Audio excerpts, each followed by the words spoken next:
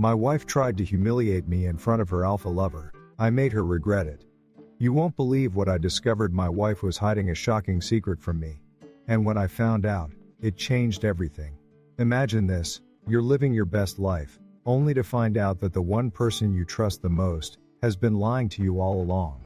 This is my story of betrayal, heartbreak, and revenge. Stay tuned to find out how I turned the tables and made her regret everything. I never thought it would happen to me. You hear about it all the time, guys whose marriages crumble, their wives losing interest, running off with someone else. But I always believed that stuff was for other people. Not for me. Not for Sophie and me. We had a good thing going. At least, that's what I thought. My name's David Walker, and I thought I had it all figured out. I had built a solid business from the ground up. I wasn't the type to show my emotions. Hell, I barely ever shared what was really going on in my head with anyone. I believed in steady work, hard decisions, and taking care of what mattered. But when I met Sophie, everything I thought I knew about life and love went straight out the window. She was everything I wasn't. While I was calm, methodical, grounded, Sophie was a whirlwind. She wasn't just another pretty face. She had this energy, this presence that made you want to be around her. People gravitated toward her. When Sophie walked into a room, she didn't just enter, she took over. You could feel her laugh ripple through the air, and before you knew it, she was the center of attention. I watched it all from the sidelines, but in some strange way, I admired it. Sophie had this fire about her that made me feel like the world was a little less predictable, a little less safe. And for once, I felt drawn into something that wasn't planned out. She pulled me out of my comfort zone, made me laugh at myself, and for a while, I thought we were the perfect balance. We were different, but in all the right ways. Sophie was spontaneous, free-spirited, and passionate about everything she did, while I was steady, grounded, and loved the structure in life. I admired her in ways I didn't even fully understand at the time. Our relationship felt like a dream, this whirlwind romance that turned into a beautiful marriage. Our nights were filled with laughter. Our weekends were spontaneous adventures, and I thought, this is it. She's the one. Sophie and I were a perfect pair, or at least, that's what I told myself. But, as with everything, perfection doesn't last. Slowly, almost imperceptibly at first, cracks started to show. It was subtle, so easy to overlook, easy to write off as nothing. Sophie's flirtatious nature, something I had always known and accepted, began to feel different. At first, it was no big deal. She was just being Sophie. I had grown used to the way she could charm people. How men would stare a little too long when she walked by. How she always seemed to be the life of the party. But there were moments, little things that started to bother me. Sophie's eyes would linger just a little too long on a guy at the bar. Or she would laugh a little too loudly at jokes that didn't even land. And there was something about the way her eyes sparkled when a new man entered the room that hit me in a way I couldn't shake off. I couldn't put my finger on it, but I felt it. It was a growing discomfort I couldn't ignore anymore. It wasn't until that night, one of those fancy dinner parties that Sophie loved so much, that everything shifted. I remember it so clearly. I had been trying to enjoy myself, make small talk with people I barely knew, but every time I looked over at Sophie, she was somewhere else. She was laughing with a man I didn't recognize. Someone who had just shown up late. I wasn't jealous. Not at first, anyway. But something about the way Sophie leaned into him, the way she locked eyes with him, as if the world had disappeared around her, it made my stomach drop. My heart started racing, and I felt this tight knot in my chest, a sinking feeling I couldn't shake. Later, in the car on the way home, I couldn't hold it in anymore. I tried to keep my cool, tried to stay calm, but everything inside me was telling me something wasn't right. "Sophie," I said, my voice steady but tight with frustration. "Do you even see what you're doing to us? You're always so distracted. Like I'm not even here anymore." She didn't even look at me. "What are you talking about?" She shot back, clearly annoyed, as if I was making a mountain out of a molehill. I pressed on. "You think I don't notice the way you're always laughing with other men? It's like I'm invisible." My voice was quieter now, frustration giving way to something else. Doubt. Sophie rolled her eyes, her tone dismissive. "Oh, please. You're imagining things. I'm just being friendly." That was the moment everything changed for me. Friendly? Was that how she saw it? The dismissive way she said it made me feel like I was the one being unreasonable. Like my feelings didn't matter. Sophie had this way of making everything feel like it was my fault. I could tell myself it was nothing, that I was just being paranoid. But deep down, I knew it wasn't nothing. It wasn't just a little flirtation. This was something else. Something was slipping, and I didn't know how to stop it. As the days went by, the gap between us grew. Sophie continued to bask in the attention of everyone around her, but when it came to me, I felt like I was fading into the background. She didn't even seem to notice. Every time I tried to talk to her, to express what I was feeling, she brushed it off. "You're just being insecure, David," she'd say. "You need to relax." I tried to tell myself I was overreacting. That maybe I just wasn't as comfortable with her being the center of attention as I used to be. But each passing day made me question everything. Sophie's laughter, the way her attention drifted, the way she seemed so unaware of the space between us, it all added up. And still, I held on. I told myself that maybe it was a phase. Maybe it was nothing. But then came the gala, the night that finally broke me. I could feel it. The moment we arrived. Sophie was in her element, mingling, laughing, lighting up the room. I was just the guy standing on the sidelines, nursing a drink, feeling more out of place than I'd ever felt before. That's when I saw it, the way Sophie smiled at Lucas, this guy she'd been talking to all night. Her eyes sparkled when she looked at him, and I saw it clear as day. She was into him. Really into him. And that was the moment I knew. Sophie wasn't just being friendly anymore. She wasn't just playful. She was checked out. Emotionally, she had already moved on, and I was still stuck in a relationship with someone who wasn't even there anymore. Sophie didn't notice, of course. She didn't notice how much I was fading away, how my world was falling apart. She didn't see the pain, the frustration building up inside me. She was too busy being adored by everyone around her. As I stood there, feeling more and more invisible, I realized something. I was fighting for something that was already lost. And no matter how much I loved her, it didn't matter. She didn't need me. Not the way I needed her. And that realization was like a punch to the gut. I had been blindsided. The more I tried to ignore it, the more it clawed at the back of my mind. I had told myself, repeated it over and over, that I was just being paranoid, that I was overreacting. But the truth was, the cracks were too big to cover up anymore. Sophie was no longer the woman I thought I married. I could see it in the way she carried herself, the way she looked at me distant, like I was no longer her priority. It wasn't just the flirtations anymore. That was just the surface. It was deeper, darker. There was something fundamentally wrong with us, and I could feel it suffocating me, pulling me further away from the life I had worked so damn hard to build. I could see it in the way Sophie moved through our home like she was just passing through, not living in it. The smile she gave me felt forced, like she was smiling at a stranger. The laughter that once made me feel like the luckiest man alive now felt empty, hollow.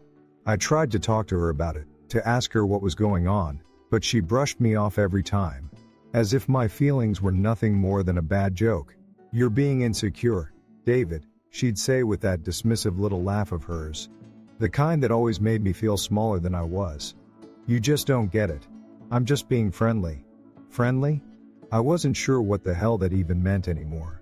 Friendly wasn't something that should make you feel invisible in your own marriage. It wasn't even about the men. At least not in the way I initially thought. It wasn't that Sophie was cheating, at least not yet. It was something worse, something more insidious. It was the fact that she didn't care about me anymore. She didn't care about us anymore. I was just there for her when it was convenient. When she needed someone to fill the empty space beside her, to make her feel grounded. But I wasn't the one she was emotionally invested in.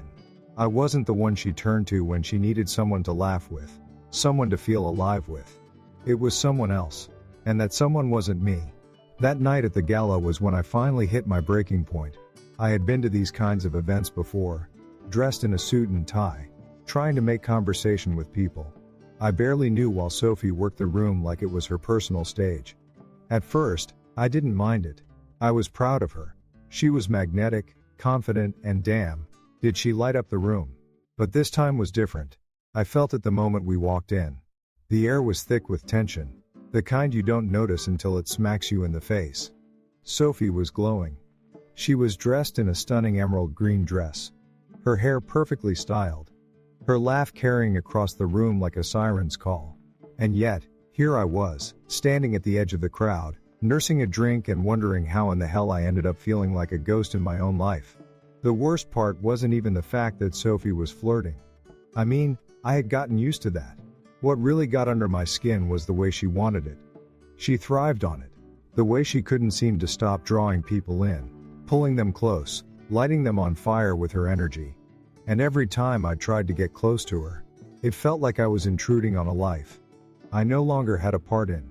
I remember watching her laugh with Lucas, this guy she had met at a party a few months ago. And for the first time, I couldn't ignore it anymore. The way she looked at him, it wasn't just a friendly glance. It was the kind of look that should have been saved for me. It was the kind of look that made my stomach churn, and my chest tighten.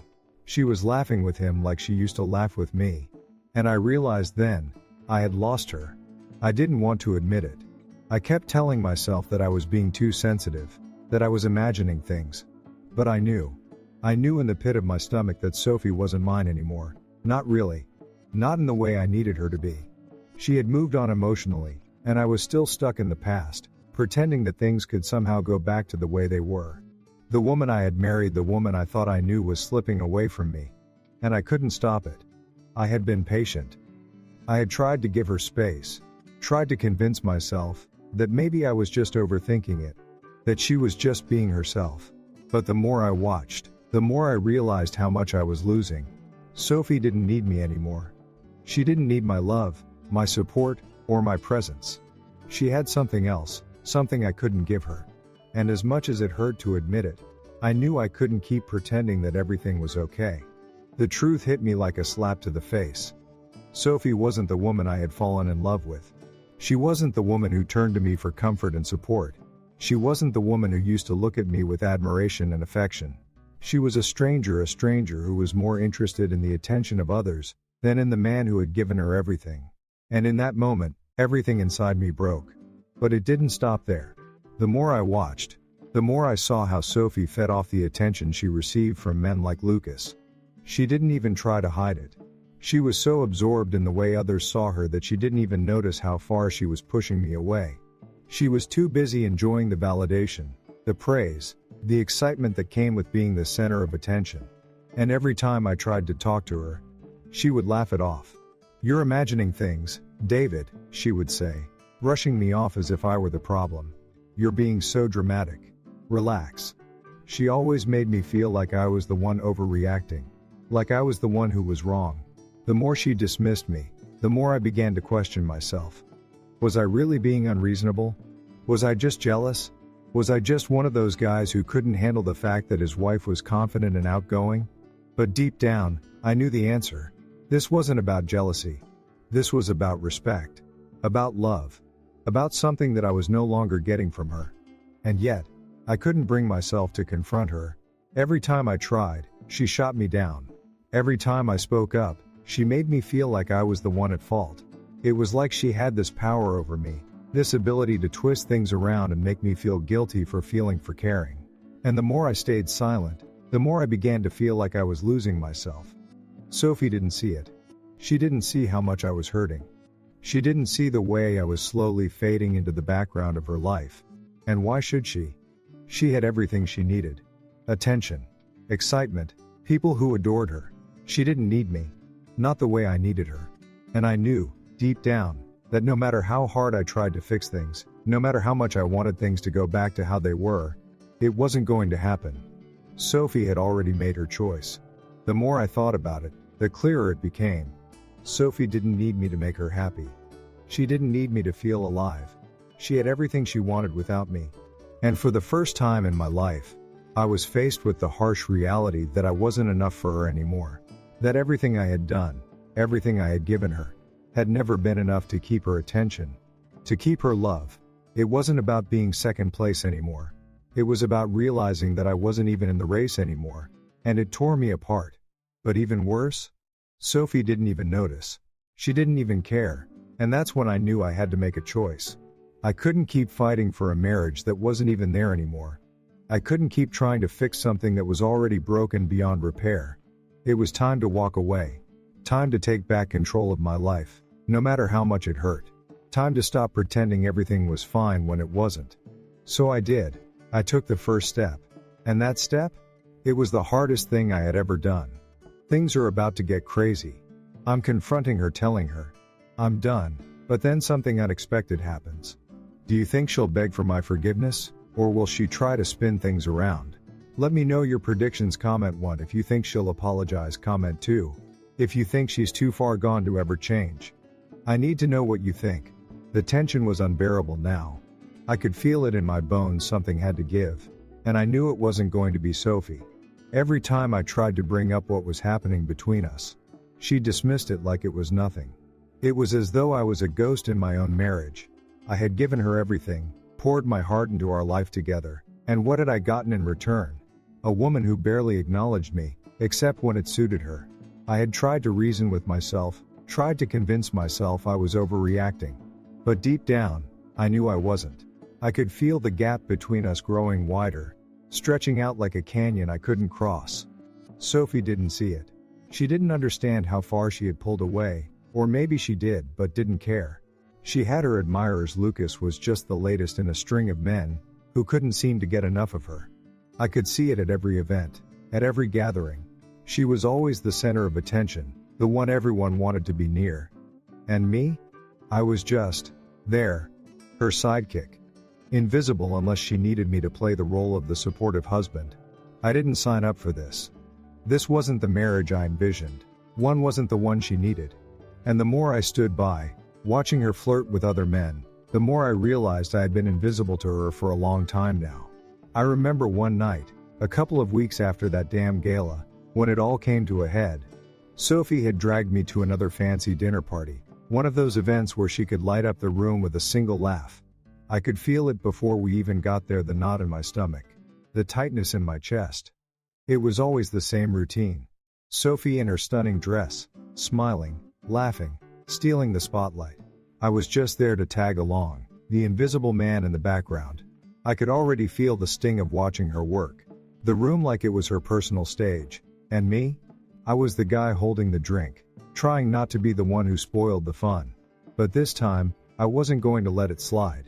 I wasn't going to stand there and pretend everything was fine. At first, Sophie's energy was intoxicating, like it always was. She was the life of the party, and I couldn't help but admire her for it. But this time, something felt off. As I stood there, nursing my drink, I couldn't ignore the way she kept looking at Lucas. She hadn't seen me staring at them, hadn't noticed the way her eyes lit up when they spoke. It was like watching a slow-motion train wreck that I couldn't look away from. Her gaze lingered on him a little too long, her laugh a little too genuine. It was as if I didn't even exist. And damn, it hit me harder than I expected. I walked over to them, trying to hide the knot in my stomach, trying to stay calm. Sophie smiled, that perfect, rehearsed smile she always wore when she was in public, but it didn't reach her eyes. "Ethan, there you are," she said, her voice bright, too bright. She introduced me to Lucas, her tone casual, as if everything was fine. As if I was just another acquaintance she had to pay attention to. I shook Lucas's hand, but I could feel the tension in my grip. He didn't even seem to notice. He was too busy looking at Sophie, hanging on every word she said. Sophie, as usual, was playing the crowd, and I was left standing there, the ghost in my own life, wondering when the hell I had become invisible. It wasn't just the way she was laughing at his jokes, or the way she touched his arm. It was the way she had made me feel small, like I didn't matter anymore. Like I wasn't even the man she had married. "You're looking great tonight," Lucas said to her, his voice full of admiration. The way he said it made my blood boil. It was like he was taking everything I once had. Sophie smiled in response, her eyes lighting up in a way they hadn't for me in months. The thing that killed me the most wasn't the fact that she was enjoying his attention.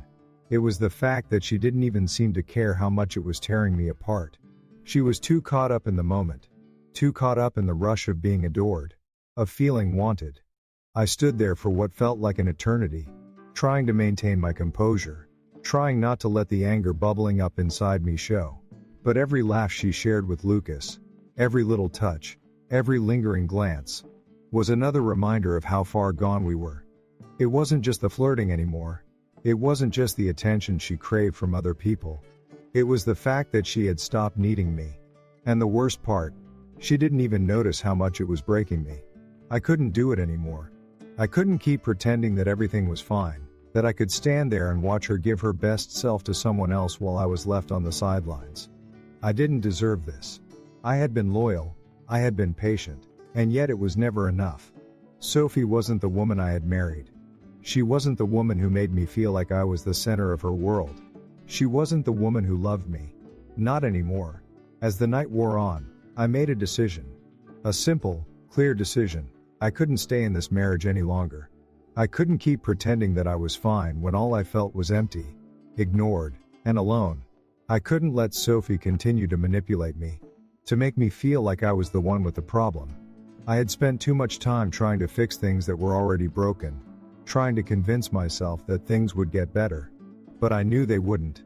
Sophie had already moved on, and it was time for me to do the same. I didn't make a scene. I didn't shout or get dramatic, but inside, I knew it was over. I knew that walking away was the only option left. As I left the party that night, my heart was heavy, but I also felt a strange sense of freedom.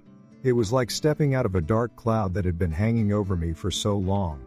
Sophie could keep her spotlight, her adoring fans, her constant need for validation. But I was done.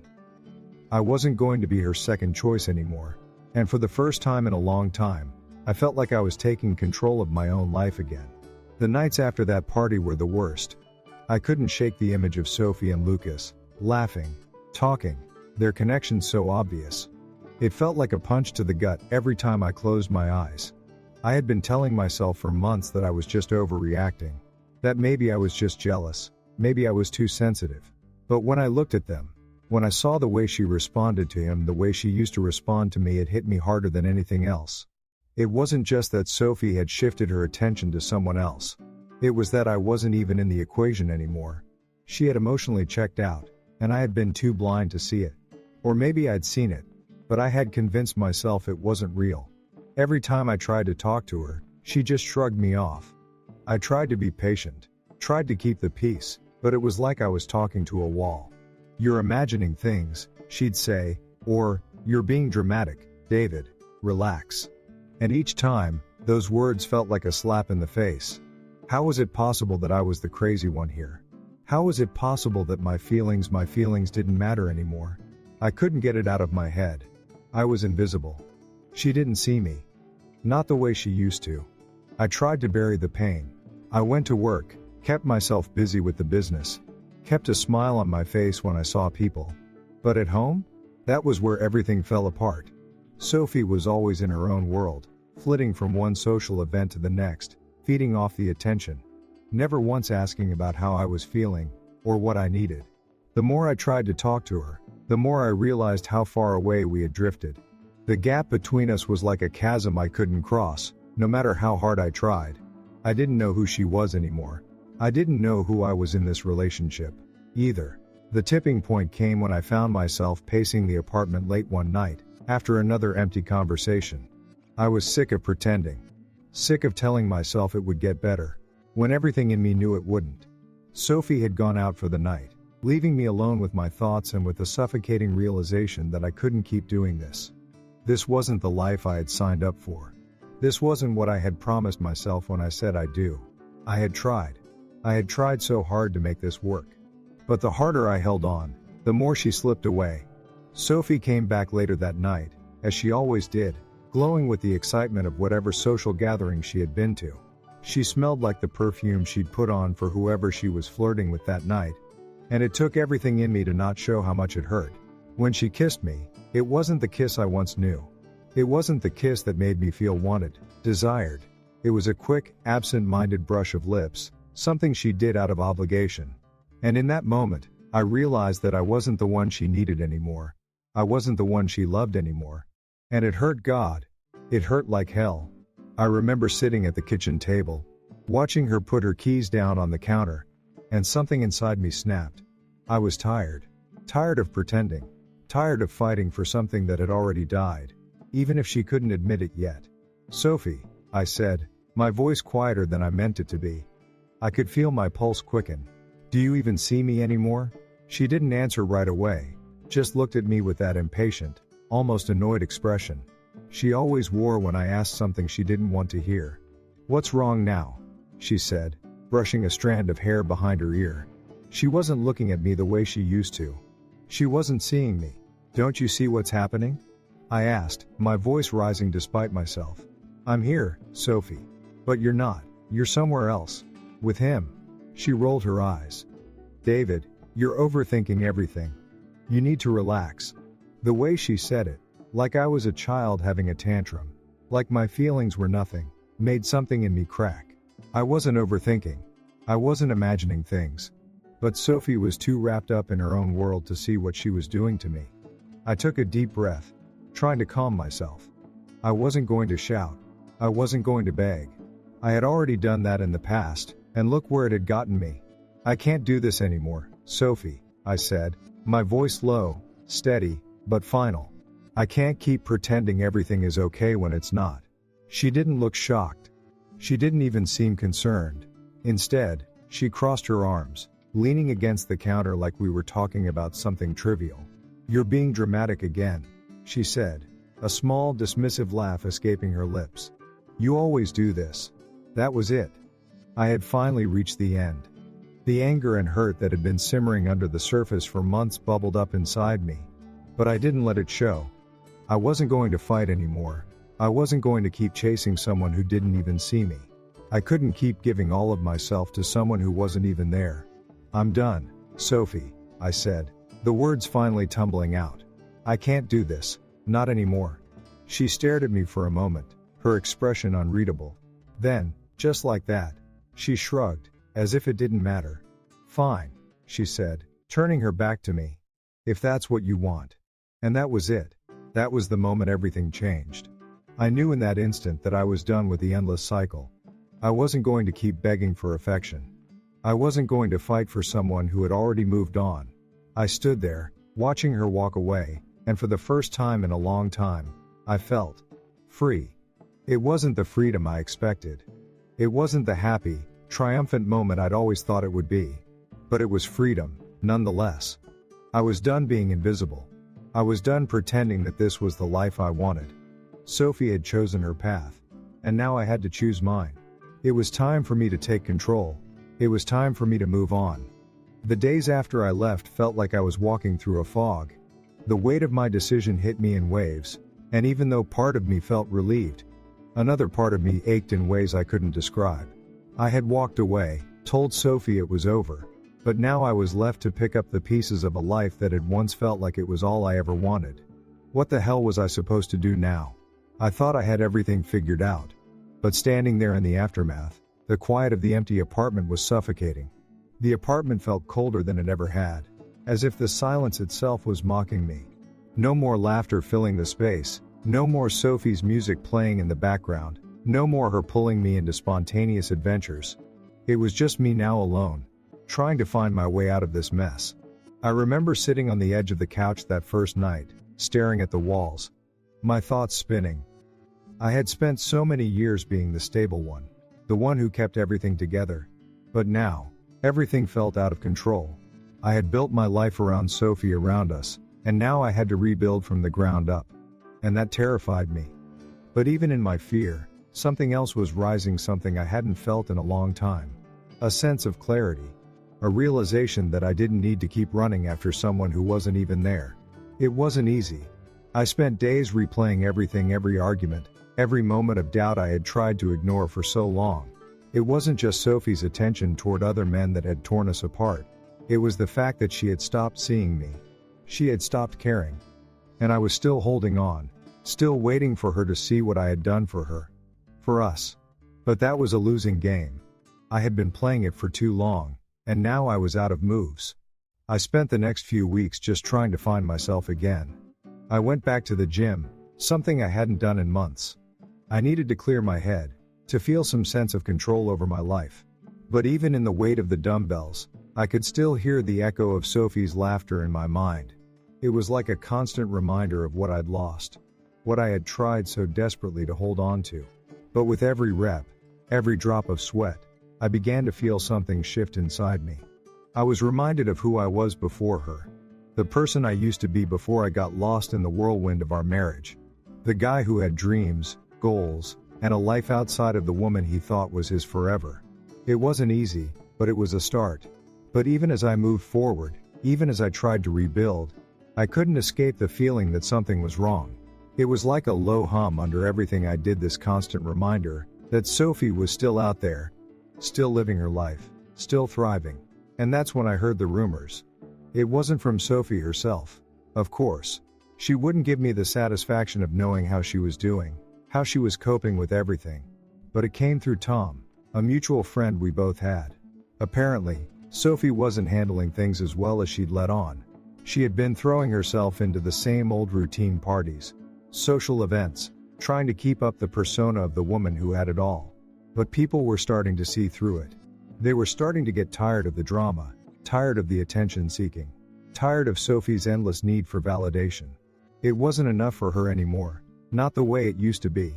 That knowledge didn't give me any joy, not really. I wasn't sitting there hoping for her to fall apart or suffer. But a part of me couldn't deny the satisfaction that came with knowing she was struggling. She wasn't invincible. She wasn't the perfect woman I had spent so many years admiring, trying to please. And yet, I couldn't help but feel a pang of guilt. Was this what I wanted? Was I really okay with the idea of Sophie, someone I once loved, suffering in the aftermath of our breakup? I couldn't let myself get wrapped up in that. I couldn't keep allowing myself to be dragged back into her world. I had moved on, or at least, I had to. And as much as it hurt to know that Sophie was struggling, it also gave me the final push. I needed to stop looking back. I had been standing in the past, wondering what could have been, what might still be. But the truth was clear now. Sophie had already made her choice. She had chosen a life where I wasn't needed, where my love wasn't enough to hold her. And as much as it stung, I had to accept that. It wasn't long before the text came. From Sophie. It had been days since we'd last spoken, and I wasn't expecting anything from her. But the moment I saw her name pop up on my phone, I felt a mix of anger and something else. Part of me wanted to ignore it, to keep moving forward without looking back. But another part of me that still hurt, still cared, wanted to see what she had to say. The message was simple, but it hit me hard. David, we need to talk. This isn't how I imagined things ending. I stared at it for what felt like forever, the words echoing in my mind. We need to talk? What was there left to say? What was left to fix? She had made her choices. She had pushed me to the edge and left me to deal with the aftermath. What could she possibly want from me now? I didn't reply immediately. Instead, I sat there, phone in hand, wondering if I was making the right choice. Was it really over? Was I truly ready to let go? To stop hoping that we could ever go back to the way we were?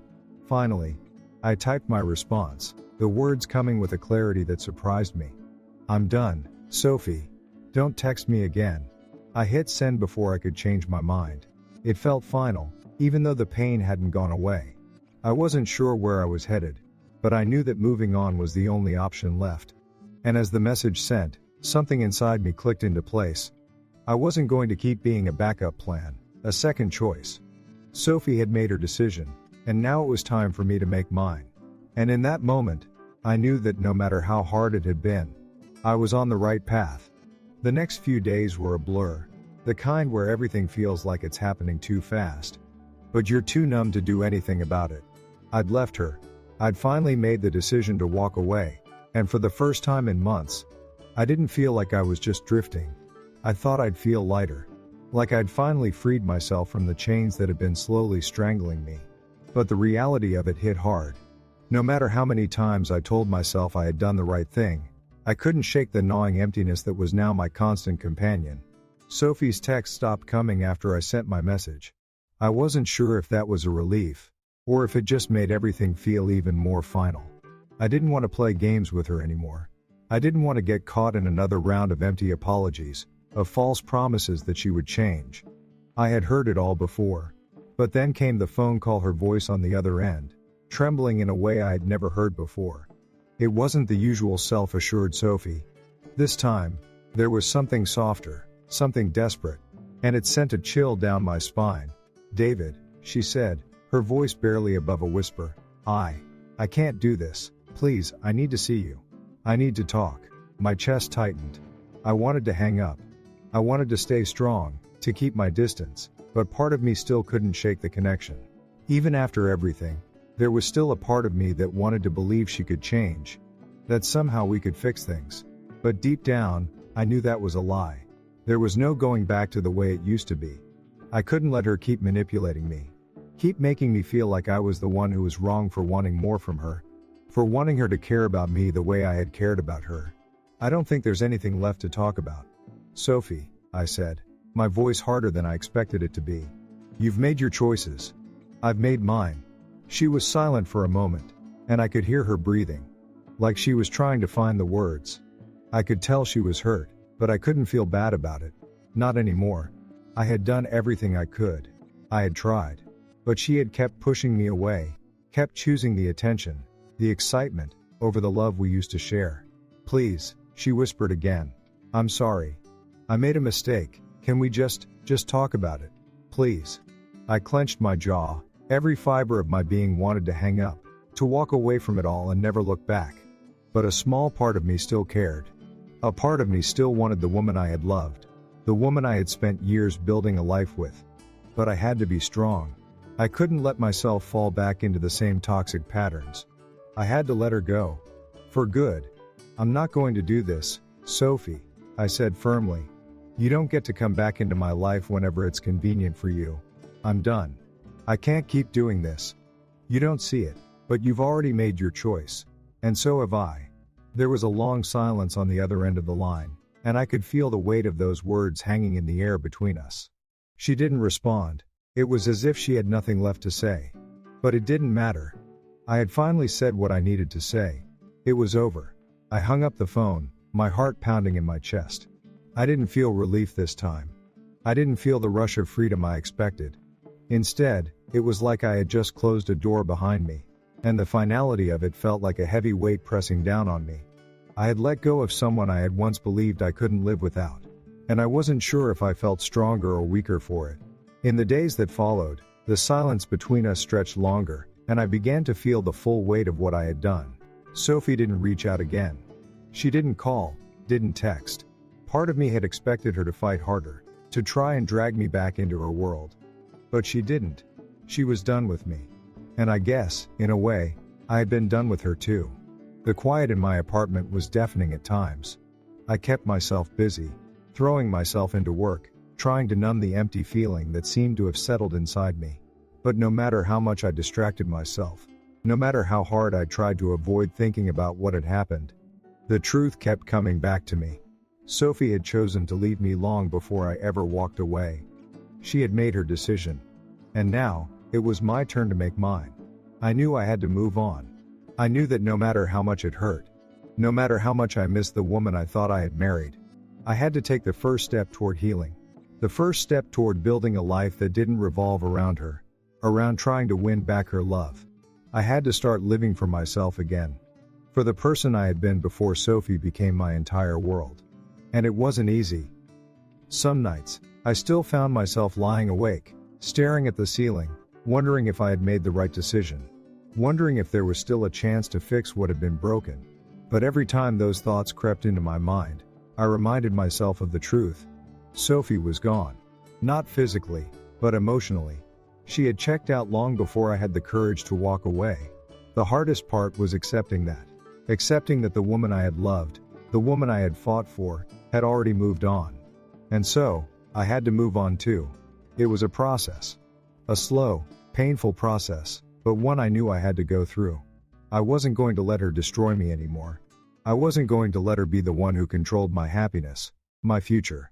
It was my turn to reclaim my life, to take back what was mine. No more looking back. No more second guessing. It was time to move forward. Time to let go. And this time, I wasn't going to let anything hold me back. I thought I was past the worst of it. I really did. But then, the phone call came. Sophie. I hadn't heard from her in weeks after I shut things down, and to be honest, I didn't want to. The silence between us was a relief. It gave me the space to breathe, to think clearly, to finally start feeling like myself again. But then her name popped up on my phone one evening, and for a moment, I froze. My heart pounded in my chest. My mind screamed to ignore it, to just keep moving forward, but my thumb, without thinking, swiped across the screen, and there it was: "We need to talk." This isn't how I imagined things ending. I read the message 3 times, letting the words settle in my gut. I had told myself that I was done, that I wouldn't fall into this again. But here she was, reaching out, trying to pull me back into her chaos. I knew what she was doing. It was the same thing she had always done. She was looking for a lifeline. She was trying to regain control, trying to fix things on her terms, as if she could just waltz back in and undo all the damage. The thought of her trying to manipulate me once more sent a surge of anger through me. I had spent so long trying to fix this fixer, fix us, and now it was clear. It was never going to work. She wasn't going to change, and neither was I. But as much as I told myself I didn't need her anymore, as much as I tried to convince myself that I was better off without her, something inside me wavered. I picked up the phone, my hands shaking slightly, and dialed her number. I didn't want to do it. I knew I shouldn't. But there was something gnawing at me. A tiny piece of hope still buried deep down. That maybe, just maybe, she had changed. That maybe, just maybe, this was her way of realizing what she had lost. When she answered, her voice was shaky, almost as if she were holding back tears. "David," she said, her voice soft and filled with regret. I don't know what happened. I don't know where I went wrong, but I want to fix it. I want to fix us." I could hear the sincerity in her voice, but I also knew better. I had heard these words before. I had heard her apologize for things she had no intention of changing, and I was tired of it. "Sophie," I said, trying to keep my voice calm, trying to keep the anger that was bubbling just below the surface from spilling out. "You've already made your choice. You've chosen a life that doesn't have me in it, and I've accepted that. I can't keep doing this." Her silence on the other end of the line felt like a punch to the stomach. I could practically hear her scrambling for the right words, but they never came. It was like she knew, deep down, that it was too late. "Please," she finally said, her voice breaking. "I've messed up, David. I know I have. But I can't lose you. I can't let you go like this. Please don't walk away." The plea in her voice hit me harder than I expected, but I couldn't let myself fall back into the same trap. "Sophie," I said, my voice steady but filled with an emotion I didn't want to face, "you've already walked away. I didn't make that choice. You did. You chose to ignore me, to choose validation from everyone else but me. And now I'm the one who has to pick up the pieces of my life." There was another long pause, and for a moment, I thought she might say something, anything, to change my mind. But she didn't. She just stayed silent. I could almost hear her thoughts racing, trying to find a way to make me believe her. To make me see that she was sorry, that this time would be different. But it was too late. I had given her enough chances. I had bent over backwards to make it work, to show her that I was worth her love. And in the end, she had proven that she wasn't interested. Not in the way I needed. "I'm sorry," I said, the words cutting through the silence between us. "I really am. But I can't do this anymore. I can't keep pretending that we can go back to something that's already gone." I heard her take a shaky breath. And for a moment, I almost felt sorry for her. But then I remembered everything that had led up to this point. The countless times I had tried to reach her, to connect with her, only to be pushed away. The nights I spent wondering if she even saw me anymore. The fact that she was willing to let everything we had go, just so she could feel important for a few moments at a party or social gathering. And I realized then that I had to protect myself. "I don't want to hurt you," I said, my voice low. "But I need to move on. I need to take control of my life again. And that means I can't keep holding on to something that isn't there anymore." There was a quiet sob on the other end of the line, and for a split second, I almost regretted what I had said. Almost. But then I remembered the way she had looked at Lucas, the way she had completely turned away from me. And I knew I couldn't keep living in that lie. "Goodbye, Sophie," I said, the finality of the words ringing in my ears. I hung up the phone before she could say anything else. I didn't want to hear it. I didn't need another round of empty promises. This was it. I was done. The weight of it hit me hard, like a ton of bricks falling on my chest. But it wasn't the crushing weight of regret. It was the weight of closure. The weight of finally taking control of my own destiny, of refusing to be dragged down by someone who didn't value me. It hurt. It hurt like hell. But I knew I had done the right thing. And for the first time in a long time, I felt a sense of peace. I didn't know what I was expecting when I finally walked away. I thought I'd feel free, like a weight had been lifted off my shoulders. But instead, it was like I had stepped into some dark, empty space where everything felt like it was slipping through my fingers. Leaving Sophie behind should have been the hardest thing I'd ever done, but strangely, it wasn't. The hard part was the quiet after, the space she left in my life. It wasn't even the void of her physical absence. No, it was the silence, the way the air felt heavy with everything unsaid between us. Every corner of the apartment seemed to echo with her absence. The laughter we used to share, the sounds of her moving through the house, all of it was gone. And then, when I was starting to adjust, that phone call came. Sophie. My heart sank when I saw her name flash on the screen, but for a moment, I thought I might ignore it. I'd told myself it was over. I'd told myself that this was the final goodbye. But something inside me just couldn't resist. I picked up the phone, my hand shaking slightly. The familiar sound of her voice sent a wave of emotions through me: anger, hurt, a kind of relief, but also something I didn't want to acknowledge: hope. David, she said softly, and I could hear the tremble in her voice. Please, can we talk? I've been thinking about everything, and I realize how much I messed up. I can't lose you. Please don't walk away from me. I had heard those words before. I messed up, I can't lose you, all of it. It was a routine for her, something she used when things started to feel real. When she realized I was no longer willing to play the game. When she realized that I wasn't going to let her make me feel small anymore. The words came from a place of guilt, a place where she knew what she had lost, but not from a place of real change. And I couldn't ignore that. Not anymore. Look, Sophie, I said, trying to keep my voice steady, I'm not doing this again. I can't keep pretending. I can't keep being the guy you call when everything else falls apart. You made your choice. You chose attention from everyone but me. And I finally realized that I don't want to be part of that anymore. She fell silent on the other end of the line, and for a moment, I thought she might hang up. But no, she didn't. Instead, there was the sound of a deep breath, followed by her voice again. I understand. I really do. I've been selfish. But I need you, David. I can't do this without you. I felt a strange tug at my heart. For a split second, I wanted to believe her, wanted to believe that this was real, that she had somehow changed. But I knew better now. I had lived too long in her world of false promises, of empty words meant to keep me in her orbit. I had been willing to give everything to make it work, but it wasn't enough for her. She had never been enough for me either, not in the way that I needed. I can't fix you, Sophie, I said quietly, my voice breaking despite myself. I've tried. I've given everything I had, and now, I need to give something to myself. I'm done being the guy who waits for you to choose me. She let out a shaky breath. David, please, don't do this. I'm so sorry. I can't. Enough. I cut her off, my voice harder now. You don't get to do this to me anymore. You don't get to come in and out of my life whenever it's convenient for you. I can't keep doing this. There was a long pause, longer than I expected, and for a brief moment, I wondered if she was even listening. Then, finally, I heard the words that I had feared would come. I don't want to be alone, David. I can't be alone. And just like that, something shifted in me. I wasn't angry anymore. I wasn't hurt. I was sad. I was so damn sad. Sad that it had come to this. Sad that I had spent so much of my life trying to make something work that was never going to work. But I wasn't going to allow myself to slip back into the same cycle.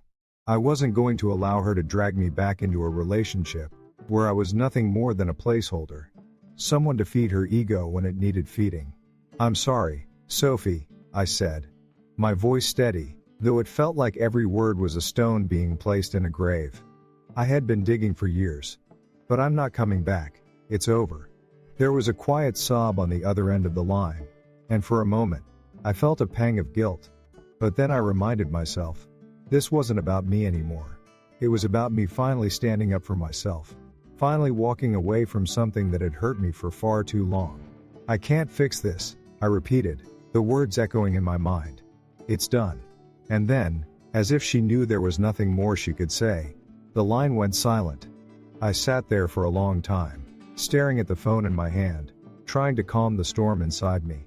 I didn't know what the future held, didn't know what I was going to do next. But I knew one thing for sure: I wasn't going back. I had taken my first real step toward healing, toward moving on, and it felt like the hardest thing I had ever done. But deep down, I knew it was the only thing left to do. I couldn't keep holding on to someone who didn't see me, someone who didn't value me. I had given her everything I had, and now it was time to give that love back to myself. The road ahead wasn't going to be easy, but it was mine to walk. And for the first time in a long time, I wasn't afraid of what came next. I stood there, staring at the empty apartment, feeling like the last few years had just been a dream. A nightmare, maybe. I couldn't remember exactly when it all started to unravel, but I knew one thing for sure. I was no longer that guy who had been blindly holding on to something that wasn't there. Sophie, the woman I thought I would grow old with, had slipped through my fingers like sand, and for a moment, I wondered if I was really strong enough to let her go. But as the days passed, I realized something I hadn't been able to see clearly when I was caught up in the whirlwind of my marriage. I had been holding on to the idea of her, not the woman she had become. And now that I had finally let go, I started to see things in a new light. It wasn't easy, not by any means. The first few nights, the silence in the apartment felt like a weight pressing down on me. There were no more arguments, no more pretending that everything was fine. And, in a strange way, that was harder than dealing with the chaos of our relationship. I had been so used to the noise, the tension, that I wasn't sure how to live without it. But in those quiet moments, I began to hear something else: the sound of my own thoughts, my own desires, my own life that had been buried for too long under the rubble of Sophie and our relationship. I threw myself into work, something I had done countless times before to avoid facing the truth. But now, every time I looked at a project, every time I dealt with a client, it felt different. I wasn't doing it for anyone else anymore. I wasn't doing it to impress Sophie or make her happy. I was doing it for me. Slowly, I started to rediscover parts of myself I hadn't even known I'd lost. The things I used to enjoy before my world had revolved around someone else, things like reading, running, taking time to really savor the moments that life had to offer. I went out with friends again, the ones I hadn't seen in what felt like forever, and it was like I was finally coming back to life. But then, it hit me, the loneliness. The moments when I was left alone with my thoughts, when I had no distractions, no projects to keep my mind occupied. That was when the weight of it all came crashing down on me. I missed her. I missed the way we used to be when things were good, when I truly believed we could make it through anything. I remembered the way she used to look at me, the way we used to laugh together, the way everything felt so right. But as much as I missed those moments, I knew deep down that I couldn't go back. I had already given her everything I had. And in return, she had given me nothing but excuses, nothing but broken promises. The hardest part wasn't the absence of her, though. It was the absence of the future I thought we would have. All the plans we had made, all the dreams I thought we shared, they were shattered. I realized that the future I had envisioned was a lie. It was a version of reality that didn't exist anymore, not because of anything I did wrong, but because of the choices Sophie made. The choices that led her down a path where I didn't belong, where I wasn't enough to hold her. And that was the final truth I had to face. I won't lie to you. There were times when I wanted to pick up the phone and call her. There were moments when I thought maybe, just maybe, I could go back and fix everything. But then I remembered the look in her eyes when she turned away from me, the way she had looked at him, the man who wasn't me, and I knew I had made the right choice. I couldn't keep living in the past, couldn't keep holding on to someone who had already moved on. So I kept moving forward. It wasn't always easy. There were nights when I found myself lying awake in bed, staring at the ceiling, wondering what the hell had happened. How did it all fall apart so fast? But then I remembered, I wasn't the one who gave up.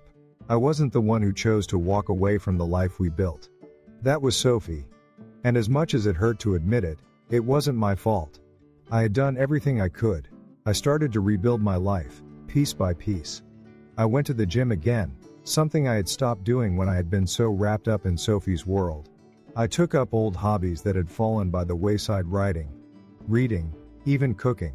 It felt good to focus on myself for once, to not feel like I had to constantly give everything I had to someone else. It wasn't a quick fix, though. It wasn't like I woke up one morning and was magically okay. But with every day that passed, the hole inside me seemed to get a little smaller. Then one day, something happened. I went to a cafe to grab a cup of coffee, something I hadn't done in a long time. And there she was. Sophie. It was like the universe had thrown us together, and for a moment, I thought I might just lose it. I wasn't prepared to see her, not like this, not after everything. But there she was, standing across the room, looking just as beautiful as ever. For a second, my heart skipped a beat, and I felt that familiar ache in my chest. But then I saw something else. The look in her eyes wasn't the same. It wasn't the look of someone who wanted to fight for what we had. It wasn't the look of someone who cared enough to fix things. It was the look of someone who had moved on, who was living her life without me. And in that moment, I knew I had made the right choice. I walked up to the counter, ordered my coffee, and left. As I stepped out into the street, the weight of the past few months hit me again. But this time, it felt different. It didn't feel like the weight of regret. It didn't feel like I was holding on to something that was slipping away. It felt like the weight of freedom. The weight of knowing that I was finally free from something that had held me captive for far too long. I had spent so much time waiting for Sophie to come back, for things to get better. But now I realized that it was never going to happen. The only way forward was to let go, to move on. The next few weeks were a blur. I started doing things I had always wanted to do but never had the time for. I traveled, I reconnected with friends, and I started seeing someone new. It wasn't anything serious at first, just casual, but it was enough to remind me that life went on. That there was more to life than one person, more to love than just one relationship. And it was liberating. It was freeing. Looking back, I realized that what I had gone through wasn't just the end of a relationship. It was the end of a chapter in my life. A chapter where I put someone else's needs above my own, where I believed that love meant sacrificing everything for the other person. But now, I saw things differently. Love didn't mean losing yourself. Love didn't mean compromising your own happiness for the sake of someone else's. I was done being invisible. I was done being second place. I was done waiting for someone to choose me, because I had chosen myself. And for the first time in a long time, that felt like enough. Sophie had made her choice. And so had I. So, here we are. After everything I've been through, I've finally made my decision. But, just when I thought it was over, there's one more twist. I didn't see coming. What's next? Will she come crawling back, or is this truly the end for us? You won't want to miss the shocking conclusion. Stay with me till the end. Trust me, this is a ride you won't want to get off of. The lesson here is simple: never lose yourself in a relationship. We all deserve respect, love, and appreciation, not just when it's convenient for someone else, but all the time. If you're in a relationship where you're constantly giving and not receiving, it's time to stop. Take control of your life. Focus on your own happiness. And remember, your worth isn't defined by someone else's inability to see it. Don't settle for being second place. Life is too short to spend it waiting for someone to choose you.